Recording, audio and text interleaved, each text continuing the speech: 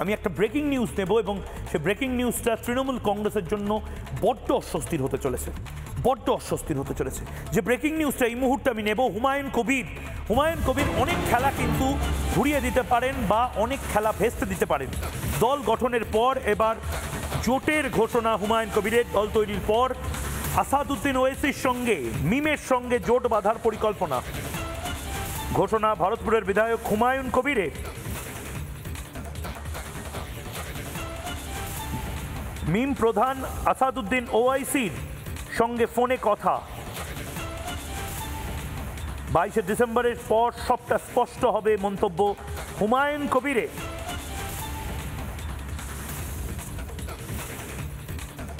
কি বলেছেন হুমায়ুন কবির শুনবো। 22 তারিখে নতুন দল গঠন করার একটা ডাক দিয়েছেন, মানে কাদের সাথে জোট আপনি করছেন বা কারা জোট? মিম নাকি? ভাই, বিজেপি আর তৃণমূলের বিরুদ্ধে যে দল আমার সঙ্গে আসবে আমার কোনো ছুটমাট নাই। কংগ্রেস? বললাম তো কোনো ছুটমাট নাই। আমি তো 30 বছর কংগ্রেস করেছি, তারপরে কংগ্রেস ছেড়েছিলাম বাধ্যবাধকতা। আসাদুদ্দিন ওবেসি যে মিম গঠন করা আছে, মিম তার ওয়াইসি সাহেবের সাথে অলরেডি কথা হয়েছে।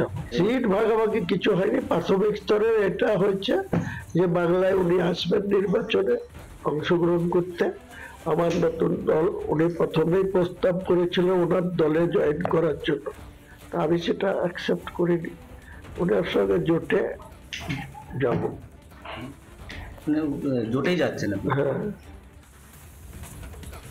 আজকে আমি নির্দিষ্টভাবে যাদের রেখেছি অতিথি হিসাবে, রাজশ্রী লাহিড়ী বিজেপি মুখপাত্র, সুদীপ্ত গুহ, মণিশঙ্কর চ্যাটার্জি আইনজীবী, সন্ময় ব্যানার্জি, রক্তিম দাস বিশিষ্ট সাংবাদিক, প্রত্যেককে আমি কিছু কিছু প্রশ্ন জিজ্ঞেস করব। কিন্তু তার আগে আমি একবার, এটা তো হুমায়ুন কবিরের কথা, হুমায়ুন কবির অনেক কথা হয়তো হাওয়ায় বলে দিতে পারেন, কিন্তু আমরা এমআইএমের সঙ্গে যখন কেন্দ্রীয়ভাবে যোগাযোগ করলাম, সূত্রের খবর আসাদুদ্দিন ওয়েসি গোটা সম্ভাবনা উড়িয়ে দিচ্ছেন না।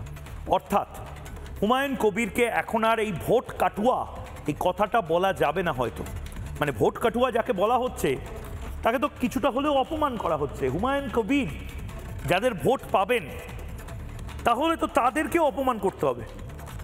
সেটা আমরা দায়িত্বশীল সংবাদ মাধ্যম হিসেবে করতে পারি না, কারণ হুমায়ুন কবিরের প্রতি অনেকের হয়তো আস্থা থাকতে পারে। হুমায়ুন কবির যে স্টাইলের পলিটিক্স করছেন, যে আশা আকাঙ্ক্ষাগুলো বেলডাঙ্গার মানুষের সামনে তুলে ধরেছেন, যেভাবে বেলডাঙ্গার অনেক মানুষ যে হুমায়ুন কবিরের সঙ্গে আছে সেই ছবি তো আমরা দেখছি। কিন্তু বাংলার বিভিন্ন বিধানসভা এলাকা থেকে হুমায়ুন কবিরের হয়ে যেভাবে সমর্থন, যেভাবে অর্থ সাহায্য, সমস্ত কিছু আসছে, এতে মনে হচ্ছে যে হুমায়ুন কবির এক শ্রেণীর সংখ্যালঘুর যে অ্যাসপিরেশন, যে আমাদের নিজস্ব একজন ভাইজান বাদেও নেতৃত্ব রয়েছে, আমাগো নিজস্ব একজন নেতা রয়েছে, আমাদের নিজস্ব একটা দল রয়েছে, এই আইডেন্টিটি পলিটিক্সকে এবার বোধহয় হুমায়ুন কবির বাংলাতে খুব স্পষ্টভাবে নিয়ে আসছেন, এবং যার সবচেয়ে বেশি এক্সপিরিয়েন্স আছে ভারতবর্ষে এই সময় এই স্টাইলের পলিটিক্সটা করার।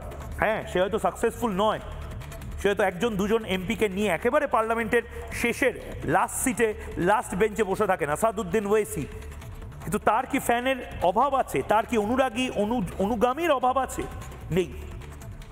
এটাই হচ্ছে আসাদুদ্দিন স্টাইলের মডেল অফ পলিটিক্স, যেটা বাংলায় বোধহয় আসছে।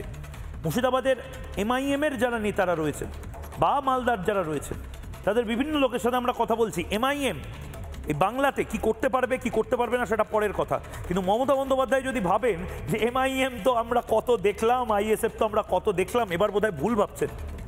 কারণ এবার আপনি নিজেও মাননীয় মুখ্যমন্ত্রী দেখতে পাচ্ছেন একজন নেতা, বেলডাঙ্গার একজন নেতা হুমায়ুন কবির 4 ঘন্টা ধরে ফেসবুক লাইভ করছে। গোটা দেশ নড়ে চড়ে বসেছে যখন 4 ঘন্টা ধরে টাকা গোনা হচ্ছে বেলডাঙ্গায়। যে স্থাপত্য তিনি বানাতে চলেছেন, ধর্মীয় স্থাপত্য, সেই স্থাপত্যের অর্থ সংগ্রহের যে টাকা, ট্রাঙ্ক টাকা আসছে, সেই টাকা গোনার ফেসবুক লাইভ হচ্ছে। এই আবেগ লাস্ট কবে মমতা বন্দ্যোপাধ্যায় আপনি বেলডাঙ্গা বা মুর্শিদাবাদের মানুষের থেকে পেয়েছেন? আপনি নিজে বলুন তো। মুর্শিদাবাদের এমআইএম নেতা কি বলছেন শুনুন।